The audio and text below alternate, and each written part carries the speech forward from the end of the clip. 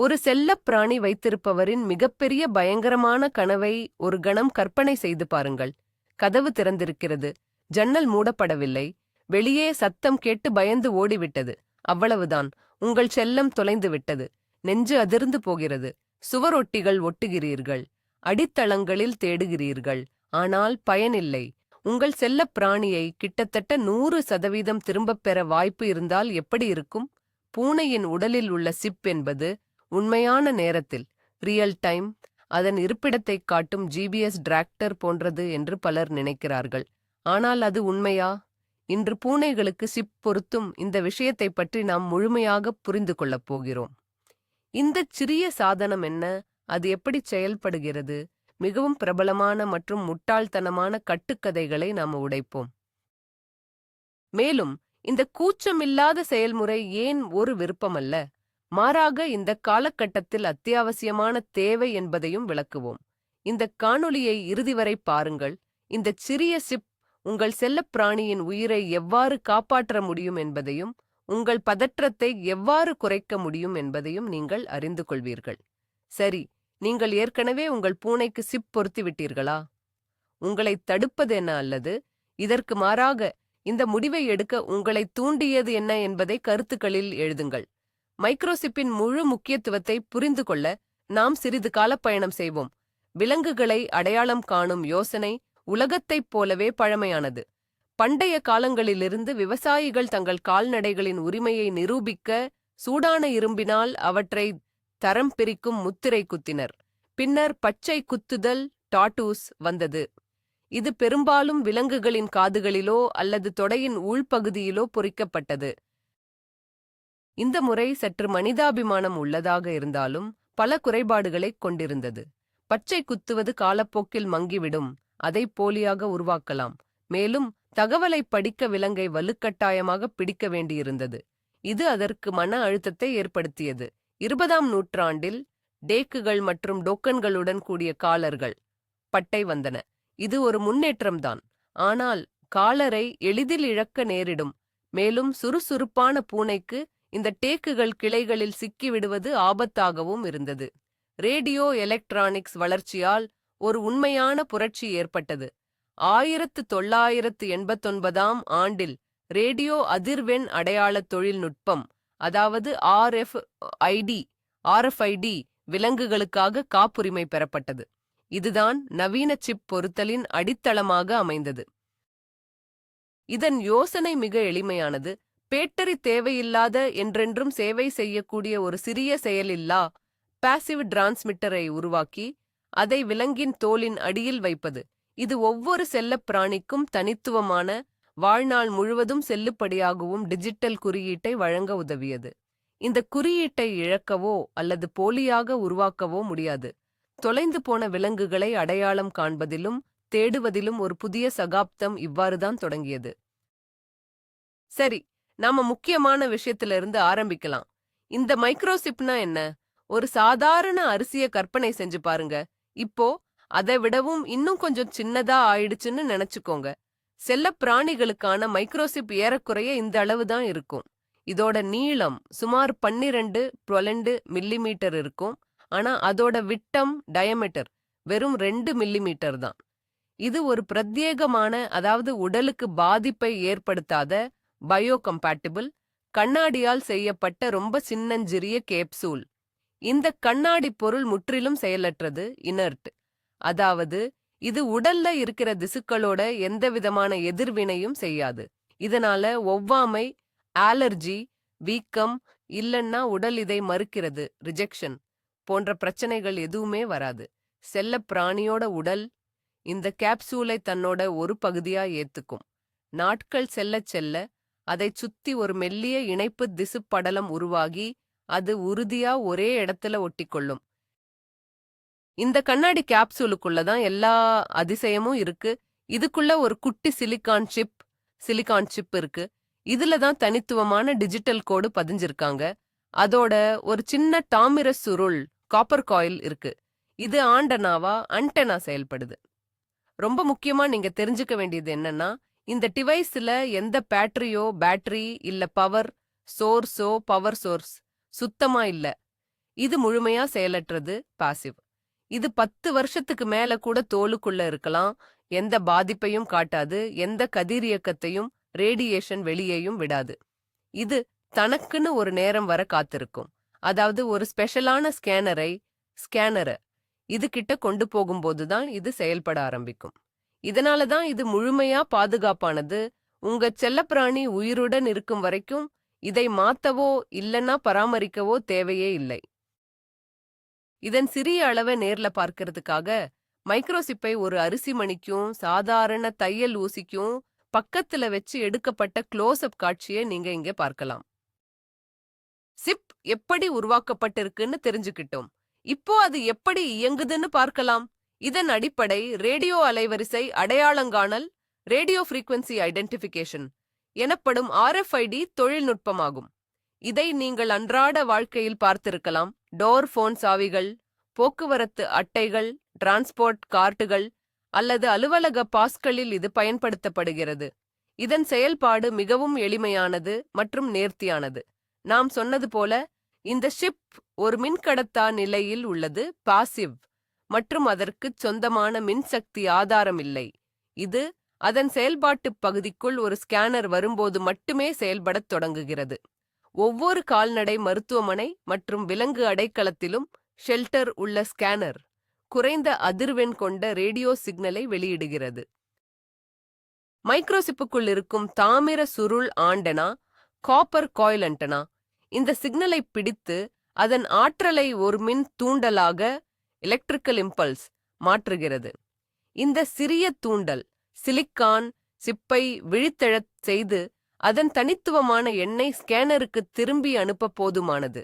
இந்த தரவு பரிமாற்றம் அனைத்தும் ஒரு நொடியின் ஒரு பகுதிக்குள் முடிந்துவிடும். ஸ்கேனர் திரையில் 15 இலக்கங்களைக் கொண்ட தொடர் எண் தோன்றும். இந்த எண்ணே அந்த விலங்கு பற்றிய அனைத்து தகவல்களுக்கும் திறவுகோல். ஒரு முக்கியமான விஷயம் என்னவென்றால், ஷிப் உரிமையாளர் பற்றியோ பூனையின் பெயர் பற்றியோ அல்லது அதன் மருத்துவ வரலாறு பற்றியோ எந்த தரவையும் சேமிப்பதில்லை. இது அந்த ஒரு தனிப்பட்ட மறுக்க முடியாத டிஜிட்டல் குறியீட்டை மட்டுமே சேமிக்கிறது. இது ஒரு பாஸ்போர்ட் எண் அல்லது வாகனத்தின் VIN எண் போன்றது. இந்த எண்ணுடன் இணைக்கப்பட்ட அனைத்து தகவல்களும் சிப்பில் அல்லாமல் பிரத்யேக மின்னணு தரவுத்தளங்களில் எலக்ட்ரானிக் டேட்டாபேசஸ் சேமிக்கப்படுகின்றன. இது பற்றி நாம் இன்னும் கொஞ்சம் நேரம் கழித்து பார்க்கலாம். இந்த செயல்முறையை மிகச் சிறப்பாக காட்டுவது ஒரு எளிய அனிமேஷன் ஆகும். ஸ்கேனர் அலைகளை வெளியிடுகிறது, அவை சிப்பை அடைகின்றன, சிப் ஒளிர்கிறது மற்றும் எண்களைக் கொண்ட ஒரு பதில் சிக்னலை ஸ்கேனர் திரைக்கு திருப்பி அனுப்புகிறது. ஸ்கேனர் திரையில் தெரியும் அந்த 15 இலக்கங்கள் எதைக் குறிக்கின்றன? இது ஏதோ தற்செயலான எண்களின் தொகுப்பு அல்ல. இது சர்வதேச ISO தரநிலைகள் 11784 மற்றும் 11785க்கு இணங்க அமைக்கப்பட்ட தனித்துவமான அடையாள எண்ணாகும். இந்த தரநிலைகள் உலகின் எந்த ஒரு இடத்திலும் ஒரே மாதிரியான ஷிப் குறியீடு கொண்ட 2 விலங்குகள் இருக்காது என்பதை உறுதிப்படுத்துகின்றன. இதுதான் உலகளாவிய அடையாள அமைப்பிற்கு அடித்தளம். இந்த குறியீட்டின் அமைப்பு எவ்வளவு நுணுக்கமாக வடிவமைக்கப்பட்டுள்ளது என்பதை புரிந்து கொள்ள அதை நாம் பிரித்துப் பார்க்கலாம். முதல் 3 இலக்கங்கள் சிப் பதிவு செய்யப்பட்ட நாட்டின் குறியீடு அல்லது உற்பத்தியாளரின் குறியீடு ஆகும். உதாரணமாக, ரஷ்யாவிற்கு இது 643 என்ற குறியீடாகும். அதற்கடுத்த எண்கள் சிப் உற்பத்தியாளரால் விலங்கிற்கு ஒதுக்கப்பட்ட தனித்துவமான அடையாள எண்ணை உருவாக்குகின்றன. இத்தகைய கடுமையான தரப்படுத்தல் அமைப்பு பல முக்கிய தேவைகளை தீர்க்கிறது. முதலாவதாக, இது எந்த குழப்பத்தையும் நீக்குகிறது. உங்கள் பூனையின் எண் அதற்கு மட்டுமே சொந்தமானது என்று நீங்கள் உறுதியாக நம்பலாம். இரண்டாவதாக, இது இணக்கத்தன்மையை உறுதிப்படுத்துகிறது. ஜெர்மனியில் தயாரிக்கப்பட்ட ஒரு ஸ்கேனர் ரஷ்யா அல்லது அமெரிக்காவில் நிறுவப்பட்ட சிப்பை எந்த சிக்கலும் இல்லாமல் வாசிக்க முடியும் மற்றும் இதற்கு நேர்மாறாகவும் அது செயல்படும். சர்வதேச பயணங்களுக்கு இது மிகவும் இன்றியமையாதது. நீங்கள் எல்லையை கடக்கும்போது கால்நடை கட்டுப்பாட்டு அதிகாரி ஒரு நிலையான ஸ்கேனரை பயன்படுத்தி உங்கள் செல்லப் பிராணியை எளிதில் அடையாளம் கண்டு சிப்பில் உள்ள எண்ணெய் கால்நடை கடவுச்சீட்டில் உள்ள எண்ணுடன் ஒப்பிட்டுப் பார்ப்பார். சுருக்கமாகச் சொன்னால், இந்த 15 இலக்க குறியீடு உலகளவில் அங்கீகரிக்கப்பட்ட உங்கள் செல்லப்பிராணியின் வாழ்நாள் முழுவதும் செல்லுபடியாகும் டிஜிட்டல் கடவுச்சீட்டு ஆகும். இதை யாராலும் போலியாக உருவாக்கவோ மாற்றவோ அல்லது நீக்கவோ முடியாது. இது உங்கள் செல்லப்பிராணியுடன் நிரந்தரமாக இணைக்கப்பட்டிருக்கும். காட்சிப்படுத்தலுக்காக இந்த 15 இலக்க எண்ணை நாடு, உற்பத்தியாளர் குறியீடு மற்றும் விலங்கின் தனிப்பட்ட எண் என்று பிரித்து விளக்கமளிக்கும் வாசகங்களுடன் கூடிய தகவல் வரைபடத்தை காட்டலாம். செல்லப்பிராணி உரிமையாளர்கள் பலருக்கு தங்கள் செல்லத்தின் தோலுக்கு அடியில் எதையோ செலுத்துவதைப் பற்றிய எண்ணமே பயத்தை கொடுக்கிறது. ஆனால் உண்மையில் மைக்ரோசிப்பை செலுத்தும் இந்த நடைமுறை கால்நடை மருத்துவத்தில் உள்ள மிக விரைவான மற்றும் எளிதான செயல்முறைகளில் ஒன்றாகும். மொத்த செயல்பாட்டிற்கும் 1 நிமிடத்திற்கும் குறைவாகவே எடுக்கும்.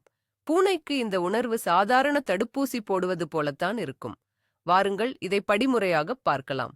முதலில் கால்நடை மருத்துவர் ஒரு கிருமியற்ற உரையில் இருந்து பிரத்யேகமான ஒரு முறை பயன்படுத்தும் அப்ளிகேட்டர் ஊசியை சிரிஞ்ச் அப்ளிகேட்டர் வெளியே எடுக்கிறார்.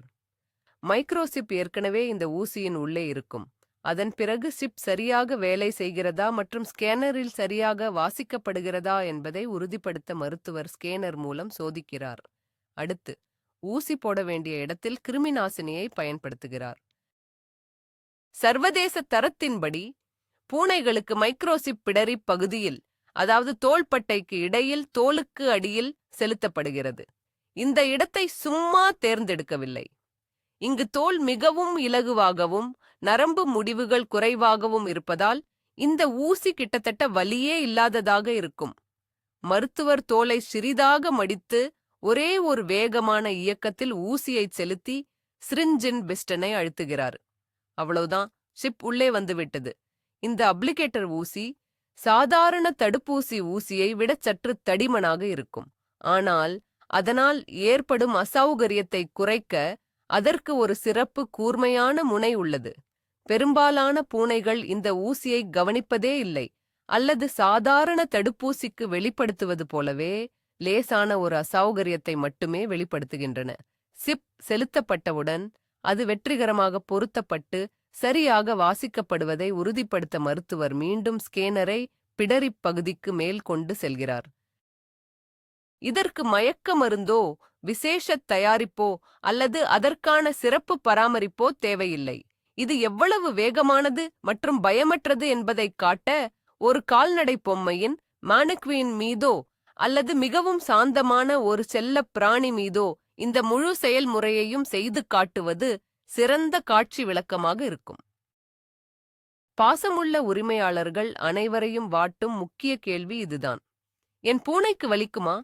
சிப்பிங்குடன் தொடர்புடைய மிகவும் பொதுவான பயம் மற்றும் மிகப்பெரிய கட்டுக்கதை இதுவே. உண்மையாகச் சொல்ல வேண்டுமென்றால் எந்த ஒரு ஊசியும் சங்கடமான ஒன்றுதான். ஆனால் மைக்ரோசிப் ஏற்றுவதால் ஏற்படும் அசௌகரியம் மிகைப்படுத்தப்பட்டுள்ளது. நாங்கள் முன்பே சொன்னது போல் இது ஒரு வழக்கமான தடுப்பூசி போடுவது போன்ற உணர்வைத்தான் தரும். ஆம், ஊசி சற்று தடிமனாக இருக்கலாம், ஆனால் அதன் கூர்மை மற்றும் செயல்முறையின் வேகம் காரணமாக வலி உணர்வு மிகக் குறைவு. பெரும்பாலான பூனைகள் மருந்துகளுக்காக தொடையில் ஊசி போடுவதை விட பிடரியில் ஸ்க்ரஃப் ஊசி போடும்போது அதிக அமைதியாகவே இருக்கும். இந்தச் செயல்முறையே ஓரிரு வினாடிகள் மட்டுமே நீடிக்கும். ஊசி உள்ளே போகும் அந்த கணம் மட்டும்தான் சற்று சங்கடமாக இருக்கும். அதற்குப் பிறகு பூனை எதையும் உணராது. மைக்ரோசிப் மிகச் சிறியதாகவும் எடை குறைவாகவும் இருப்பதால் அதை தோலுக்கு அடியில் வைத்த உடனேயோ அல்லது அதன் வாழ்நாள் முழுவதுமோ அந்த விலங்கு அதன் இருப்பை உணர்வதே இல்லை.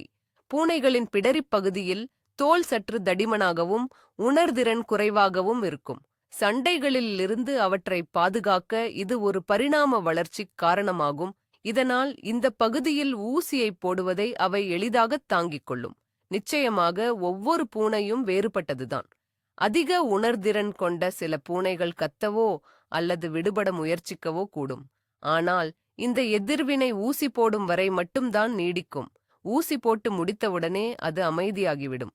அதன் பிறகு எந்த நொண்டி நடையோ வலியோ அல்லது அசௌகரியமோ இருக்காது. இந்த கட்டுக்கதையை உடைக்க ஒரு காணொளி ஒப்பீடு உதவும். ஒரு திரையில் வழக்கமான தடுப்பூசி போடும்போது பூனையின் எதிர்வினையையும் மற்றொன்றில் ஷிப் ஏற்றும் போதின் எதிர்வினையையும் காட்டலாம். எதிர்வினைகள் கிட்டத்தட்ட ஒரே மாதிரியாக இருப்பதை பார்வையாளர்கள் காண்பார்கள். வலி பிரச்சனை முடிந்துவிட்டது. சரி, நீண்ட கால பாதுகாப்பு பற்றி என்ன? இந்த அயல் பொருள் எதிர்காலத்தில் ஏதேனும் சிக்கல்களை ஏற்படுத்துமா? இது இரண்டாவது மிக முக்கியமான கேள்வி. இதற்கும் தெளிவான பதில் உள்ளது. பல தசாப்த கால ஆய்வுகள் மற்றும் நடைமுறைகள் இதற்கு பின்னால் உள்ளன.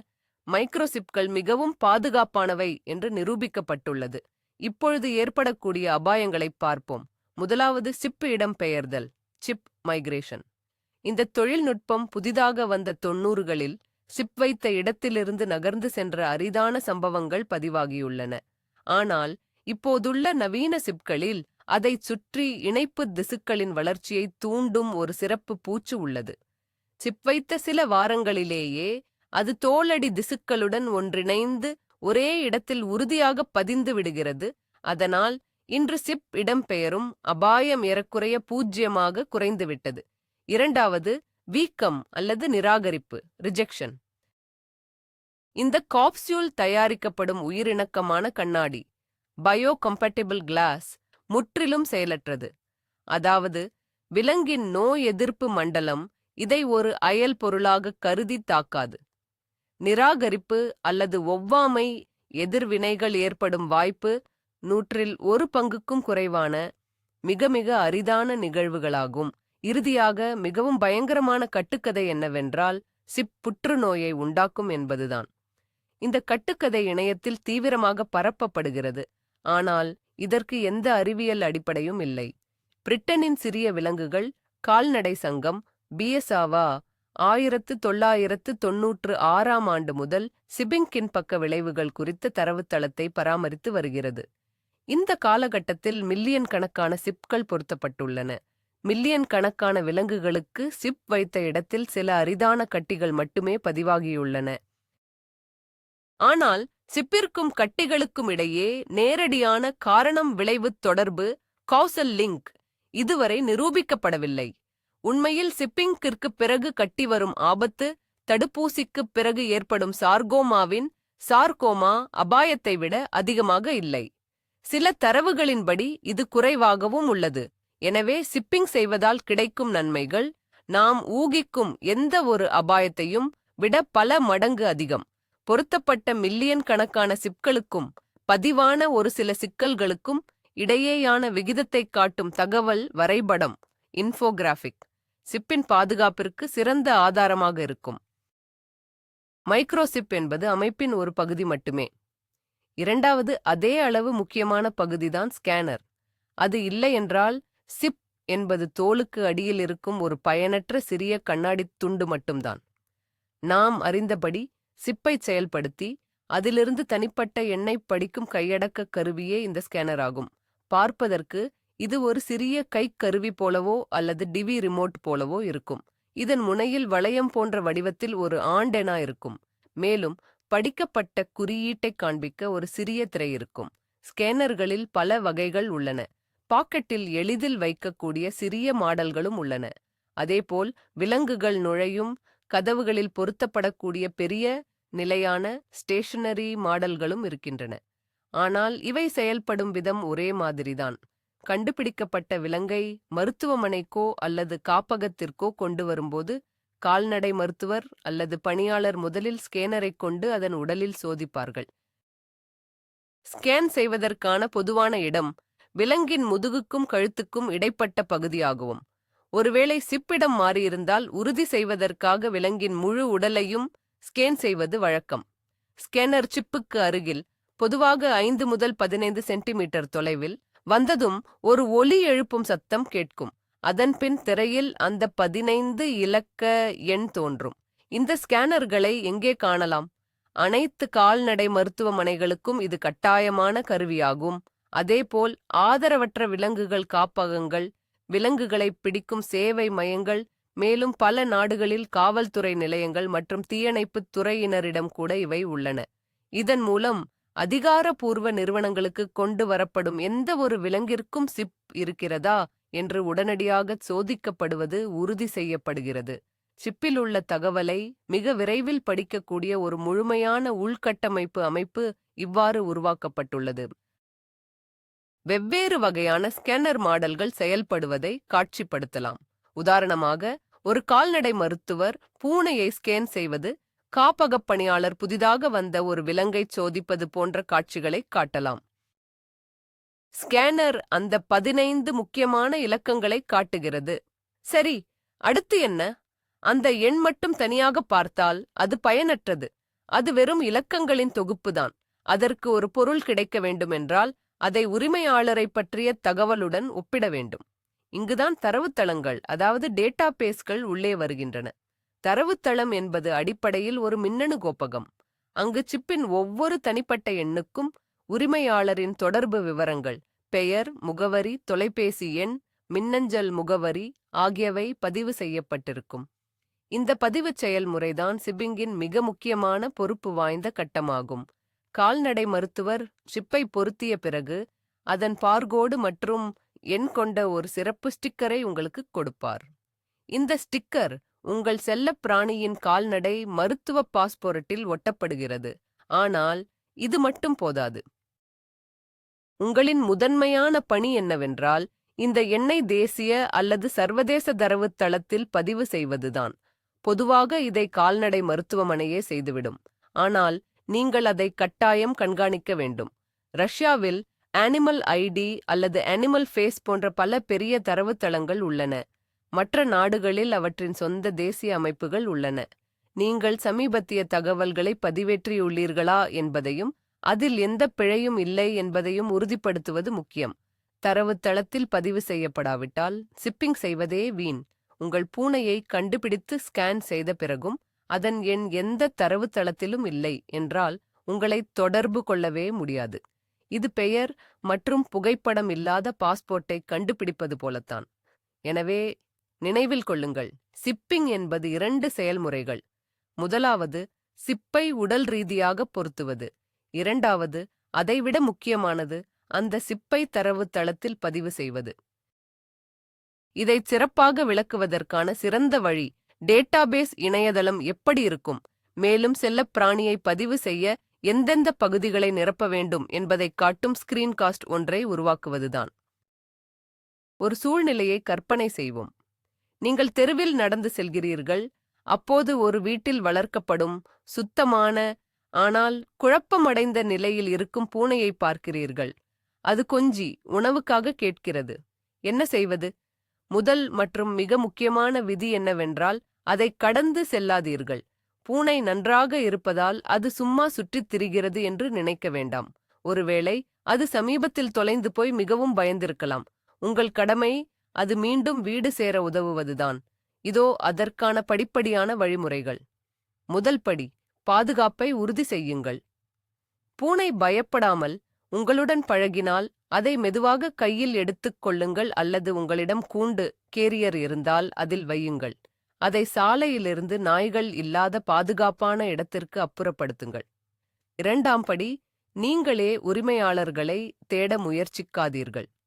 பூனை கிடைத்தது என்று போஸ்டர் ஒட்டுவது நல்லதுதான், ஆனால் அது மிகவும் பயனுள்ள முறை அல்ல. உங்கள் முக்கிய நோக்கம் அந்த பூனைக்கு மைக்ரோசிப் பொருத்தப்பட்டுள்ளதா என்று சரிபார்ப்பதுதான். மூன்றாம் படி, அருகிலுள்ள கால்நடை மருத்துவமனைக்கோ அல்லது விலங்குகள் காப்பகத்துக்கோ கொண்டு செல்லுங்கள். சூழ்நிலையை விளக்கி பூனையை ஸ்கேன் செய்யச் சொல்லுங்கள். இந்த சேவை முற்றிலும் இலவசமானது. நான்காம் படி, சிப் கண்டறியப்பட்டால் மருத்துவமனை ஊழியரோ அல்லது காப்பகப் பணியாளரோ அதன் எண்ணெய் தரவுத் தளங்களின் தேடல் அமைப்பில் சர்ச் சிஸ்டம் உள்ளிடுவார்கள். சிப் பதிவு செய்யப்பட்டிருந்தால் உரிமையாளரின் தொடர்பு விவரங்களை அமைப்பு காட்டும். பொதுவாக கால்நடை மருத்துவர்களே உரிமையாளர்களை தொடர்பு கொண்டு இந்த மகிழ்ச்சியான செய்தியை தெரிவிப்பார்கள். தொலைந்த பூனையை வீட்டிற்கு அனுப்ப இதுவே நம்பகமான வேகமான வழி. நீங்கள் பூனையை உங்களிடம் வைத்துக்கொண்டு உரிமையாளர் உங்களை தேடி வரும் வரை காத்திருந்தால் விலைமதிப்பற்ற நேரத்தை நீங்கள் இழக்க நேரிடும்.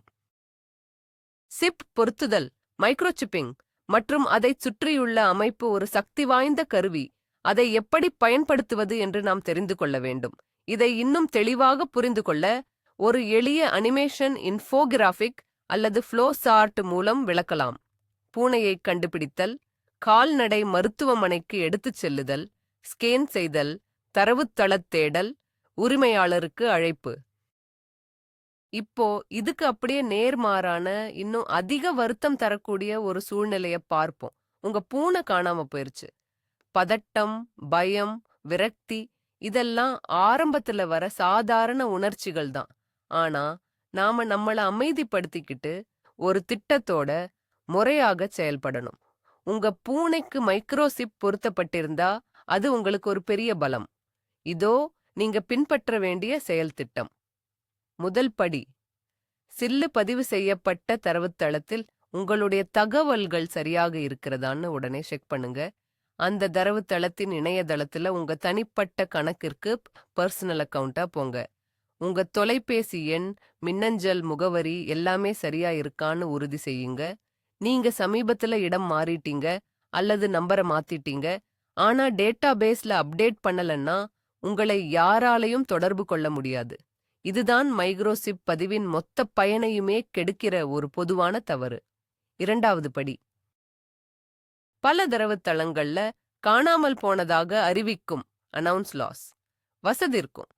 அதை உடனே ஆக்டிவேட் செய்யுங்க. அப்படி செஞ்சா யாராவது உங்க செல்லப்பிராணியோட சிப் நம்பரை சிஸ்டம்ல தேடினா அது உடனே காணாமல் போனதுங்கிற ஸ்டேட்டஸையும் அவசர தொடர்புக்கான உங்க நம்பரையும் காட்டும். மூன்றாவது படி, உங்க பகுதியில இருக்க எல்லா கால்நடை மருத்துவமனைகள், மிருக காப்பகங்கள் எல்லாத்துக்கும் கால் பண்ணுங்க.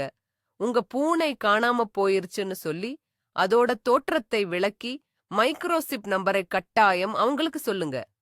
இந்த தகவலை அவங்க பதிவேடுகள்ல போட்டு வைக்க சொல்லுங்க. உங்க பூனைய யாராவது அவங்க கிட்ட கொண்டு வந்து கொடுத்தா உடனே அது யாருடையதுன்னு அவங்க தெரிஞ்சிடுவாங்க. நான்காவது படி, இதெல்லாம் செஞ்சுகிட்டே போஸ்டர் ஒட்டுறது, சமூக வலைதளங்கள்ல உங்க பகுதி குரூப்ல போட்டோவோட போஸ்ட் போடுறது மாதிரியான பாரம்பரிய முறைகளையும் பயன்படுத்துங்க. ஆனா முக்கியமா உங்க பூனைக்கு மைக்ரோசிப் போடப்பட்டிருக்குன்னு அந்த அறிவிப்புகள்ல கட்டாயம் குறிப்பிடுங்க. ஏன்னா யாராவது பரிசுக்காக மத்த விலங்குகளை உங்க பூனையா காட்டணும்னு நினைக்கிற மோசடிக்காரர்களை இது விரட்டிடும். மைக்ரோசிப் தான் உங்க பெரிய நம்பிக்கை. ஆனா அது உங்க தீவிரமான செயல்களோட இணைஞ்சு செயல்படும் போதுதான் முழு பயனையும் கொடுக்கும். இந்த எல்லா வழிமுறைகளும் அடங்கிய ஒரு செக்லிஸ்டை திரையில் காட்சியாக காட்டலாம். நீங்கள் பயணங்களை விரும்புபவராகவும் உங்கள் ரோமமுள்ள நண்பரையும் உங்களுடன் அழைத்துச் செல்ல நினைத்தால் மைக்ரோசிப் பொருத்துவது என்பது வெறும் பரிந்துரை அல்ல, அது ஒரு கட்டாயத் தேவை. இன்று உலகின் எந்த ஒரு நாட்டிற்கும் உங்கள் பூனையை மைக்ரோசிப் இல்லாமல் அழைத்துச் செல்ல முடியாது. குறிப்பாக ஐரோப்பிய ஒன்றியம், ஐக்கிய இராச்சியம், யுகே, அமெரிக்கா, ஐக்கிய அரபு அமீரகம், UAE மற்றும் பல நாடுகள் இந்த விதியை இறுக்கமாக பின்பற்றுகின்றன. இது ஏன் இவ்வளவு முக்கியம்? எல்லைகளை கடக்கும்போது விலங்கை அடையாளம் காண்பதற்கான மிகவும் அடிப்படையான மற்றும் நம்பகமான வழி இந்த மைக்ரோசிப் தான். ஆவணங்களில் குறிப்பிடப்பட்டுள்ள விலங்கு நீங்கள் கொண்டு செல்லும் அதே விலங்குதான் என்பதை சுங்க மற்றும் கால்நடை சேவைகள் உறுதிப்படுத்த இது உதவுகிறது.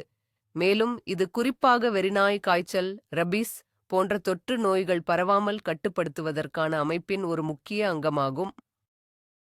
இந்த செயல்முறை பின்வருமாறு அமைகிறது. வெளிநாடு செல்ல உங்கள் பூனைக்கு சர்வதேச கால்நடை கடவுச்சீட்டு, இன்டர்நேஷனல் வெட்டர்னரி பாஸ்போர்ட் வழங்கப்படுகிறது. அதில் சிப்பின் எண்ணுடன் கூடிய ஸ்டிக்கர் ஒட்டப்படுகிறது. மிக முக்கியமான விதி என்னவென்றால், வெறிநாய் காய்ச்சலுக்கான தடுப்பூசி போடுவதற்கு முன்னர் மைக்ரோசிப் பொருத்துதல் செயல்முறை செய்யப்பட்டிருக்க வேண்டும். நீங்கள் முதலில் தடுப்பூசி போட்டுவிட்டு அதன் பிறகு சிப்பை பொருத்தினால் அந்த தடுப்பூசி வெளிநாடு செல்வதற்கு செல்லுபடியாகவும் என கருதப்படாது. இதன் பின்னணியில் உள்ள காரணம் எளிமையானது. முதலில் விலங்கு அடையாளம் காணப்படுகிறது சிப் மூலம். அதன் பிறகு மருத்துவ சிகிச்சைகள் மேற்கொள்ளப்பட்டு அந்த சிப் எண்ணுடன் இணைக்கப்படுகின்றன. எல்லையில் கால்நடை கட்டுப்பாட்டு அதிகாரி ஒரு சிறப்பு ஸ்கேனர் மூலம் உங்கள் பூனையின் சிப் எண்ணை படித்து கடவுச்சீட்டு மற்றும் கால்நடை சான்றிதழில் உள்ள எண்ணுடன் அதை சரிபார்ப்பார். எண்கள் ஒத்துப்போனால் மற்றும் அனைத்து தடுப்பூசிகளும் சரியான நேரத்தில் செய்யப்பட்டிருந்தால் நீங்கள் அனுமதிக்கப்படுவீர்கள். ஆனால் ஷிப் இல்லையெனில் அல்லது அதன் எண் ஆவணங்களுடன் பொருந்தவில்லை என்றால் நீங்கள் எல்லையிலிருந்து திருப்பி அனுப்பப்படுவீர்கள். எனவே உங்கள் செல்லப் பிராணியுடன் பயணம் செய்வதற்கான சிறிய சாத்தியம் இருந்தாலும் முன்கூட்டியே மைக்ரோசிப் பொருத்துதல் செயல்முறையை செய்துவிடுங்கள். இதுதான் உங்கள் பூனை உலகை சுற்றிப் பார்ப்பதற்கான அனுமதிச் சீட்டு. உதாரணமாக, மைக்ரோசிப் ஸ்டிக்கர் மற்றும் தடுப்பூசி பதிவுகள் தெளிவாக காட்டப்படும் சர்வதேச கால்நடை கடவுச்சீட்டின் பக்கத்தின் பெரிய அளவிலான படத்தைக் காணலாம். காணாமல் போன செல்லப் பிராணிகளை கண்டுபிடிப்பதற்கும் வெளிநாட்டுப் பயணங்களுக்கும் மட்டுமின்றி மைக்ரோசிப்புக்கு அதிகம் கவனிக்கப்படாத ஆனால் மிக முக்கியமான ஒரு பயன்பாடும் உள்ளது. அதுதான் விலங்கின் சட்டப்பூர்வ உரிமை ஆவணமாக செயல்படுவது. துரதிர்ஷ்டவசமாக ஒரே பூனைக்கு 2 பேர் சொந்தம் கொண்டாடும் நிலைமை சில சமயங்களில் ஏற்படுகிறது. இது விவாகரத்தின் போது முன்னாள் தம்பதியினருக்கு இடையேயான உரிமைச் சண்டை உங்கள் அலைந்து திரியும் பூனையை தெருவில் கண்டெடுத்ததாக நினைத்து தத்தெடுத்து அண்டை வீட்டாருடனான மோதல் அல்லது எல்லாவற்றையும் விட மோசமானது விலை உயர்ந்த இனப் பிராணிகளின் திருட்டு என இருக்கலாம். இதுபோன்ற சர்ச்சைகளில் வெறும் வார்த்தைகளுக்கு எந்த மதிப்பும் இல்லை. செல்லப் பிராணி கடைகளில் வாங்கிய பில்கள் அல்லது பூனையுடன் இருக்கும் புகைப்படங்கள் கூட மறைமுக ஆதாரங்களாக இருக்கலாம். ஆனால் அவை தீர்க்கமானவை அல்ல. ஆனால் மைக்ரோசிப், அதுதான் மறுக்க முடியாத உறுதியான ஆதாரம். உங்கள் பூனைக்கு சிப் பொருத்தப்பட்டு அதிகாரப்பூர்வ தரவுத்தளத்தில் டேட்டாபேஸ் உங்கள் பெயரில் பதிவு செய்யப்பட்டிருந்தால் எந்த ஒரு நீதிமன்றத்திலும் அல்லது காவல்துறையுடனான விசாரணையிலும் அந்த விலங்கு உங்களுடையதுதான் என்பதற்கான மறுக்க முடியாத சான்றாக அது இருக்கும். சட்ட அமலாக்க அதிகாரி அல்லது நீதிபதி ஸ்கேனிங் நடைமுறையை மேற்கொள்ள உத்தரவிடலாம்.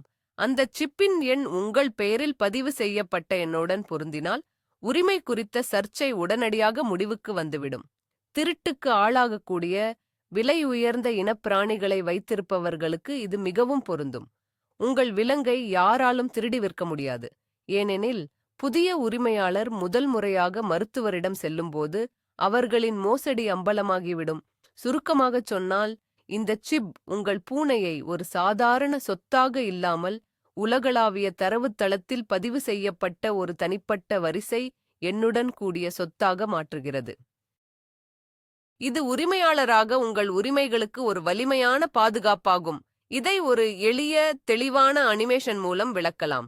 2 பேர் ஒரு பூனைக்காக சண்டையிடுகிறார்கள். சீருடை அணிந்த 3வது நபர், ஒரு நீதிபதி அல்லது காவல்துறை அதிகாரி, தோன்றி பூனையை ஸ்கேன் செய்து சட்டப்பூர்வ உரிமையாளர் யார் என்று சண்டையிடும் இருவரில் ஒருவரை குறிப்பிட்டு சுட்டிக்காட்டுகிறார்.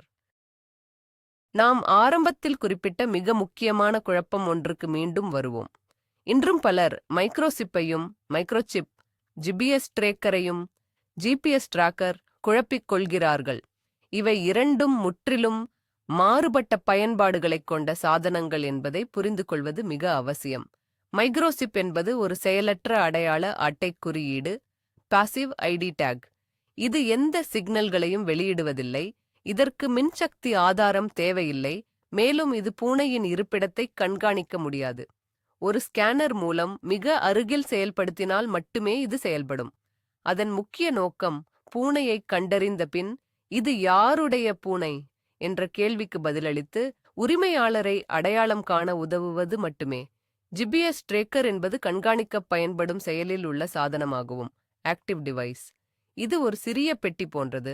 அதை கழுத்துப்பட்டையில் இணைக்க வேண்டும். இதற்குள் இருப்பிடத்தை கண்டறியும் ஜிபிஎஸ் மாடியூல் மற்றும் அந்த தரவை உங்கள் ஸ்மார்ட் போனுக்கு அனுப்ப சிம் கார்டு கொண்ட ஜிஎஸ்எம் மாடியூலும் உள்ளது. உங்கள் தொலைபேசியைப் போலவே இதற்கும் வழக்கமான சார்ஜ் தேவை. மேலும் இதற்கு பெரும்பாலும் கட்டணச் சேவை சப்ஸ்கிரிப்ஷன் தேவைப்படும். இதன் நோக்கம் என் பூனை இப்போது எங்கே இருக்கிறது என்று உங்களுக்கு நிகழ்நேரத்தில் சொல்வதுதான். இந்த 2 சாதனங்களுக்கும் அதன் தனிப்பட்ட சாதக பாதகங்கள் உள்ளன. மைக்ரோசிப்பின் நன்மைகள்: இது நிரந்தரமானது, நம்பகமானது, பராமரிப்பு தேவையில்லை, அதை இழக்கவே முடியாது, மேலும் உலகம் முழுவதும் செல்லுபடியாகும். ஆனால் நிகழ்நேரத்தில் உங்கள் பூனையை கண்டுபிடிக்க இது உதவாது. ஜிபிஎஸ் ட்ரேக்கரின் நன்மைகள்: இது நிகழ்நேர நடமாட்டத்தை கண்காணிக்க அனுமதிக்கிறது. ஆனால் இதை நீங்கள் தவறாமல் சில நாட்களுக்கு ஒருமுறை சார்ஜ் செய்ய வேண்டும். கழுத்துப்பட்டையுடன் சேர்ந்து இது கழன்று போக வாய்ப்புள்ளது. பூனை எங்காவது மாட்டிக்கொள்ளவோ அல்லது சிக்கிக்கொள்ளவோ இந்த சாதனம் காரணமாக இருக்கலாம். மேலும் பல பூனைகளுக்கு இது சற்றே பெரியதாகவும் அதிக எடையுடனும் இருக்கலாம். அதிகபட்ச பாதுகாப்பிற்கு இந்த 2 சாதனங்களையும் பயன்படுத்துவதே சிறந்த வழி. மைக்ரோசிப் நிரந்தரமான அடையாள அட்டையாக செயல்பட ஜிபிஎஸ் ட்ரேக்கரை உங்கள் பூனை வெளியில் நடமாடும்போது கண்காணிப்பதற்காக பயன்படுத்தலாம்.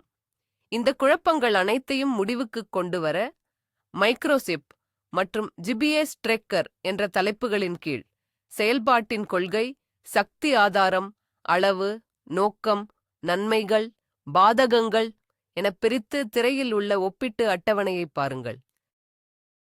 விலையை பற்றிய கேள்வி எப்போதுமே முக்கியமானது.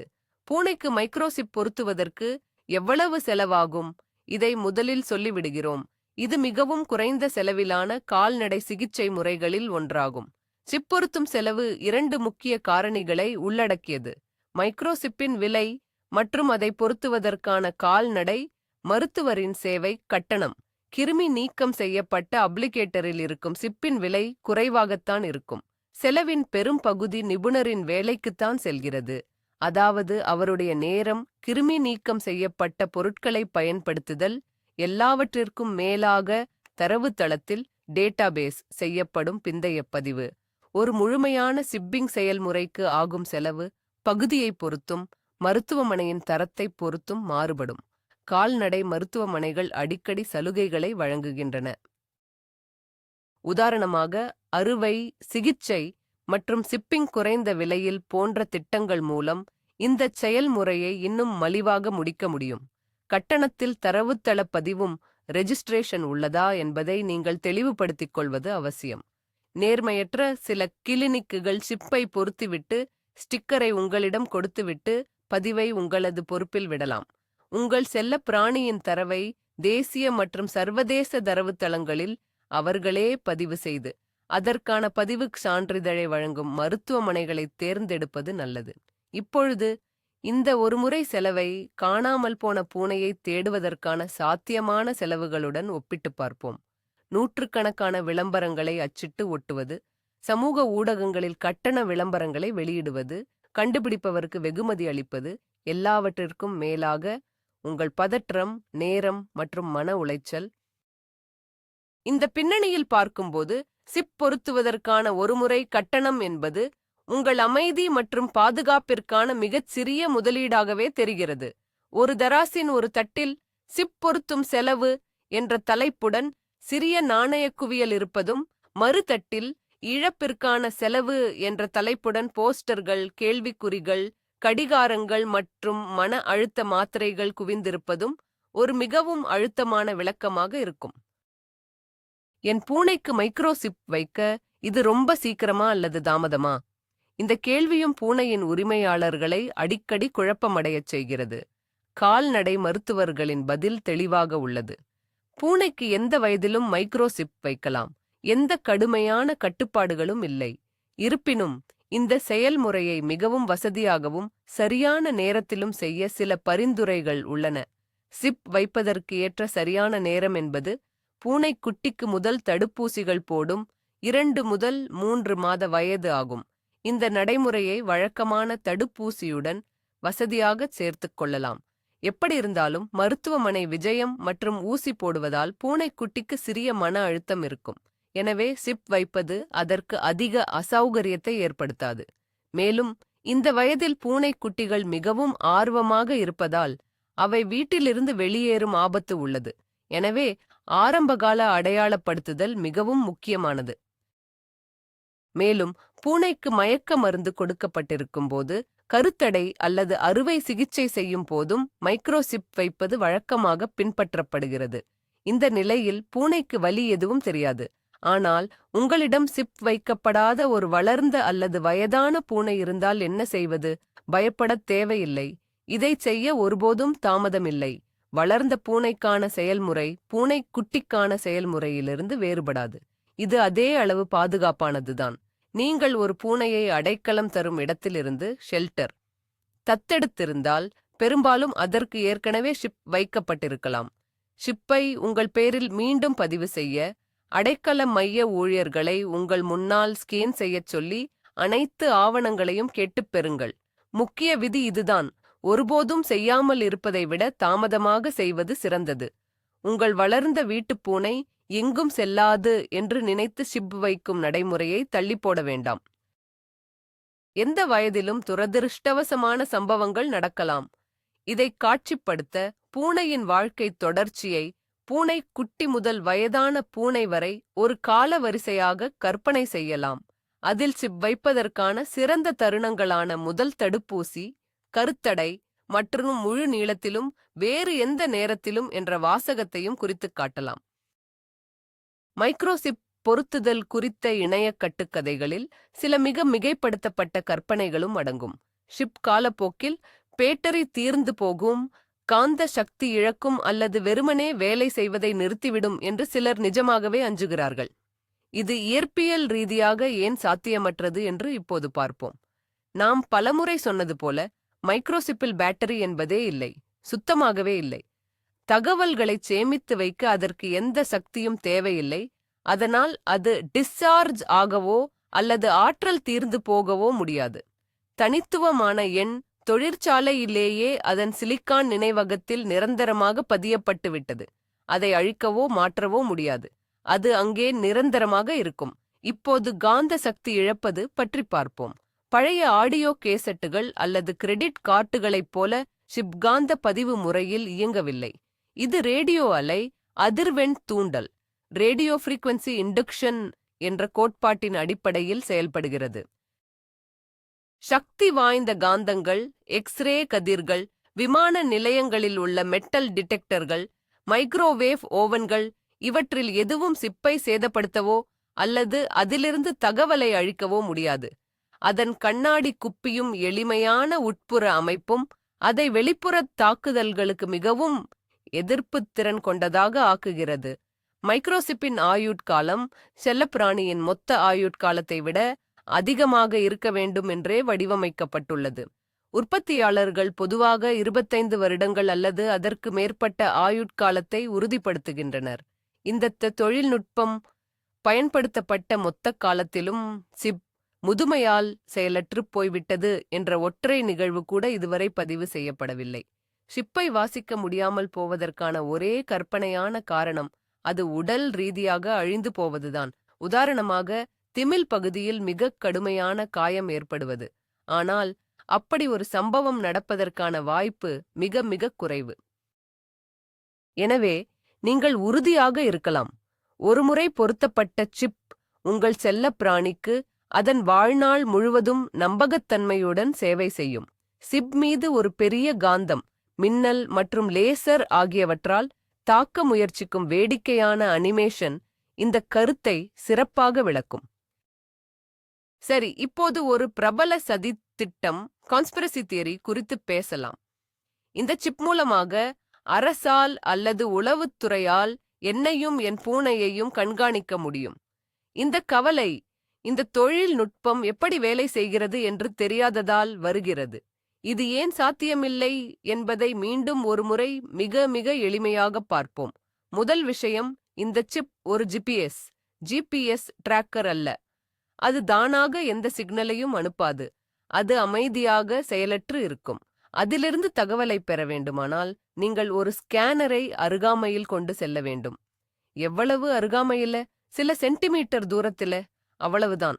உங்கள் பூனை ஒரு ஆண்டெனா வைத்த வேனுக்கு முன்னால் உட்கார்ந்திருந்தாலோ அல்லது ஒரு செல்போன் டவர் அருகில் இருந்தாலோ கூட எந்த செயற்கைக்கோளாலும் அல்லது டவராலும் இந்த சிப்பை படிக்க முடியாது. ஸ்கேனரின் செயல் தூரம் மிக மிக குறைவு.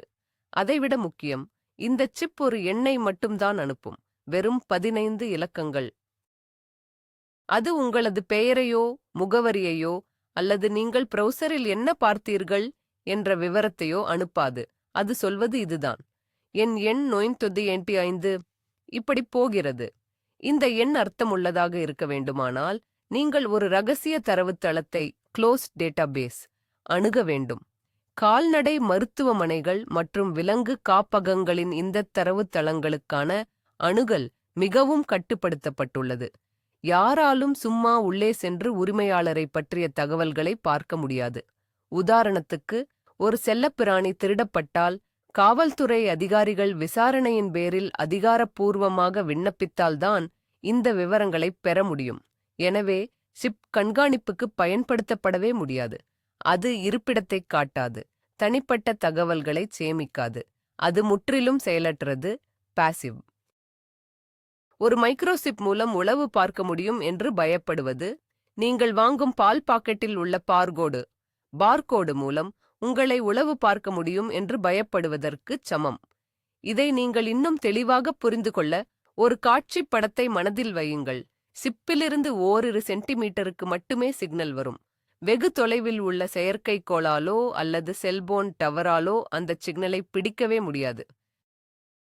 செல்லப்பிராணிகளை டேட்டாபேஸ்ல பதிவு செய்யறது எவ்வளவு முக்கியம்னு நம்ம ஏற்கனவே பேசியிருக்கோம். ஆனா நீங்க வெளிநாட்டுக்கு பயணம் செஞ்சாலோ அல்லது நிரந்தரமா வேற நாட்டுக்கு குடிபெயர்ந்தாலோ நிலைமை என்ன? ரஷ்ய டேட்டாபேஸ்ல பதிவு செய்த உங்களோட சிப் ஐரோப்பா அல்லது அமெரிக்காவில் வேலை செய்யுமா?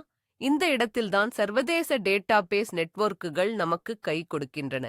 யூரோபெட்நெட் இது ஐரோப்பிய டேட்டாபேஸ் நெட்வொர்க், அல்லது பெட்லிங்க் போன்ற பெரிய உலகளாவிய தேடல் அமைப்புகள் இருக்கின்றன.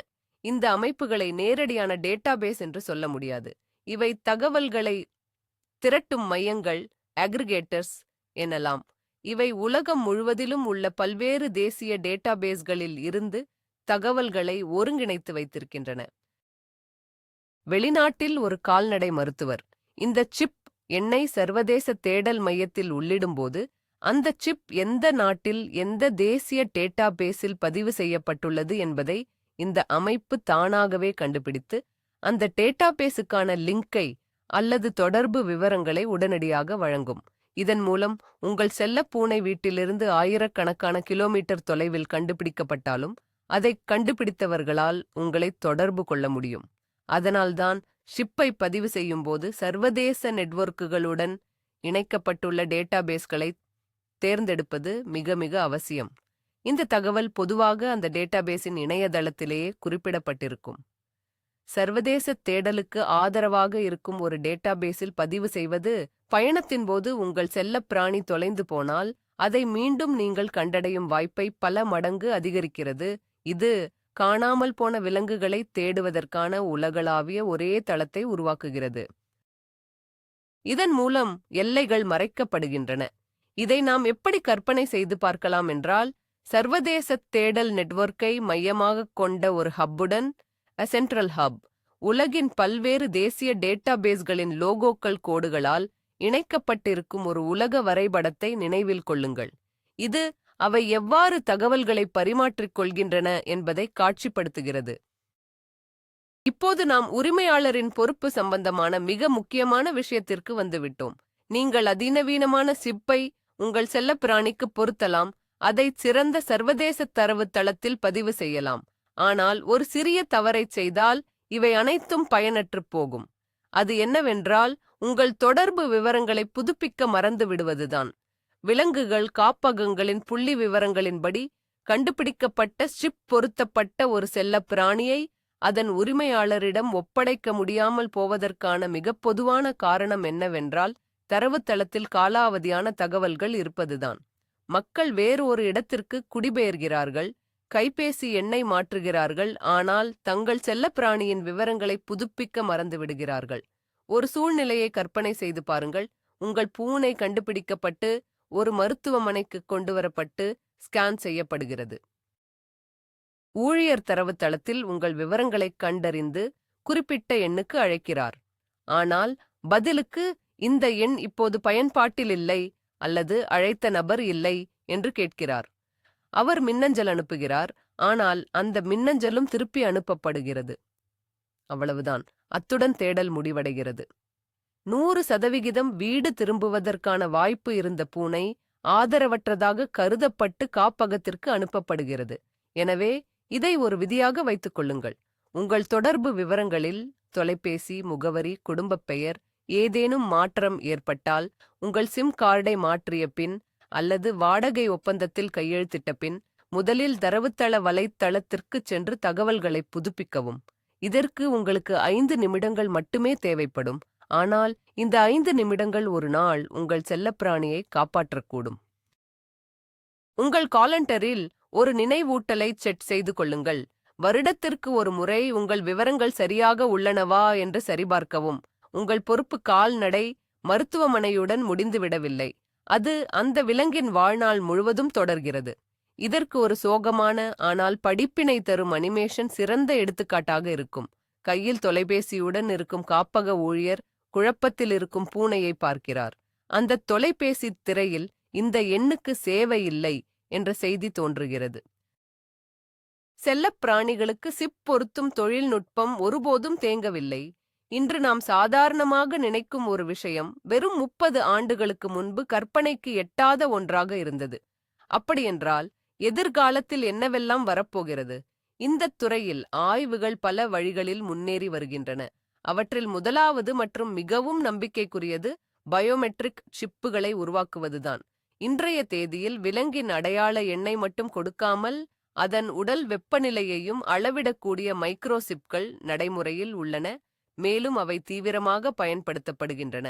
இதன் மூலம் கால்நடை மருத்துவர்கள் செல்லப்பிராணிகளுக்கு பிடிக்காத அந்த கடினமான பழைய தெர்மோமீட்டரை பயன்படுத்தாமல் ஸ்கேனரை உடலின் மீது வைத்தே அதன் வெப்பநிலையை அறிந்து கொள்ள முடியும். இது விலங்குகளுக்கு ஏற்படும் அழுத்தத்தை குறைப்பது மட்டுமல்லாமல் உரிமையாளர்கள் தங்கள் செல்லத்தின் உடல்நிலையை தாங்களே கண்காணிப்பதற்கும் உதவுகிறது. எதிர்காலத்தில் சர்க்கரை நோய் உள்ள விலங்குகளின் இரத்தத்தில் உள்ள குளுக்கோஸ் அளவை அளவிடுதல் அல்லது இதயத் துடிப்பின் விகிதத்தை அறியும் போன்ற பிற சென்சார்களும் இந்த சிப்களில் உட்பொதிக்கப்படலாம். இரண்டாவது முக்கிய பகுதி ஸ்மார்ட் ஹோம் சிஸ்டம்ஸ் உடன் சிப்களை ஒருங்கிணைப்பதாகும். குறிப்பிட்ட சிப் எண்ணைக் கொண்ட செல்லப்பிராணி நெருங்கி வரும்போது மட்டுமே திறக்கக்கூடிய சிறப்பு பூனைக் கதவுகள் இப்போதே பயன்பாட்டில் உள்ளன. இது வெளியிலிருந்து வரும் அந்நிய பூனைகள் அல்லது பிற விலங்குகள் வீட்டிற்குள் நுழைவதை தடுக்கிறது. எதிர்காலத்தில் இந்த சிப் ஒரு தானியங்கி தீவன அறைக்கு சாவியாக செயல்படும். அது குறிப்பிட்ட செல்லப் பிராணிக்கு தேவையான அளவை மட்டும் துல்லியமாக கணக்கிட்டு உணவை வழங்கும். அல்லது ஸ்மார்ட் தண்ணீர் தொட்டியுடனும் இவை இணைக்கப்படலாம். வெவ்வேறு உணவு பழக்கம் கொண்ட பல செல்லப் பிராணிகள் உங்களிடம் இருந்தால் இது மிகவும் வசதியானதாக இருக்கும். செல்லப் பிராணிகளுக்கு சிப் பொருத்துதல் என்பது வெறும் அடையாளங்காட்டும் அமைப்பிலிருந்து அவற்றின் ஆரோக்கியத்தை கண்காணிப்பதற்கான ஒரு விரிவான தளமாக மாறி வருகிறது. இது நமது செல்லப் பிராணிகளுடனான வாழ்க்கையை மேலும் வசதியாகவும் பாதுகாப்பானதாகவும் ஆக்குகிறது. ஒரு பூனை ஸ்மார்ட் ஃபீடரை நோக்கி வருவதையும் அது சிப்பை ஸ்கேன் செய்து சரியான உணவை அளிப்பதையும் காட்டும் ஒரு ஃபுட்டூரிஸ்டிக் அனிமேஷன் இந்த எதிர்கால வாய்ப்புகளை மிகச் சிறப்பாக எடுத்துரைக்கும். சரி, நாம் சுருக்கமாக முடிப்போம். இன்று நாம் ஒரு சிறிய கருவியின் உலகத்தைப் பற்றி ஆழமாக பார்த்தோம். அதன் பயன்கள் மிகப்பெரியவை.